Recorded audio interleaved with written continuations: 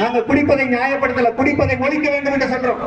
இன்னும் சொல்ல போனால் குடிப்பது ஒழிந்தா இந்த மூட்டை தூக்குற தொழிலாளி, உடனடிப்பு தொழிலாளி, துப்புரவு பணியில் ஈடுபட்டிருக்கிற தொழிலாளி, பாதாள சாக்கடையில் இறங்கி வேலை செய்யக்கூடிய தொழிலாளி, அவருடைய குடும்பம் எல்லாம் முன்னேறும். அதற்காக தான் கம்யூனிஸ்ட் இயக்கம் தொழிலாளி வர்க்கம் போராடி கொண்டிருக்கிறது. அந்த அடித்தட்டு மக்களுடைய வாழ்வை மேம்படுத்துவதற்கு தான் கம்யூனிஸ்ட் இயக்கம் போராடி கொண்டிருக்கிறது. எங்க சொல்லுங்க, யாராவது ஒருத்தர் சாகித்ய அகாடமி விருது வாங்கியவரோ அல்லது வேறுபட விருது வாங்கியவர்களோ நீங்க குடிக்கலையா இல்லையா? நீங்க ரூம் போட்டு குடிக்கலையா? நீங்க ஏசி ரூம்ல உட்கார்ந்து குடிக்கலையா?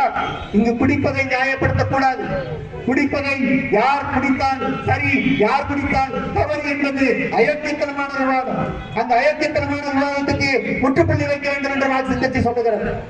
இங்கே ஏழை உழைப்பாளி மக்கள், இங்க இருக்கக்கூடிய இதே சாகித்ய அகாடமிக்கு 1 லட்சம் ரூபாய் கேட்கிற நபர் கூட நாளைக்கு சொல்லுவார். என்ன சொல்லுவாரு? பாதாள சாக்கடை அடைச்சிக்கிச்சு, உள்ள இறங்கி வேலை செய்.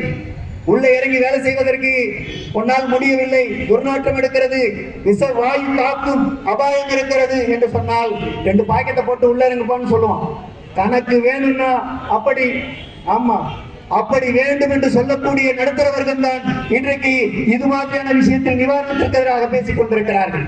அண்ணாமலை போன்ற பிஜேபி போன்ற அப்படியான ஒரு விச கருத்துக்களை பரப்பிட்டு இருக்கிறாங்க. தொழிலாளி விச கருத்துக்களாலும் சாகடிக்கப்படுறாங்க, தொழிலாளி விச சாராயத்தினாலும் சாகடிக்கப்படுறாங்க. இந்த அநியாயத்தை தடுக்க வேண்டிய விச கருத்துக்களை நீங்கள் குறைச்சு மதிப்பிட முடியாது.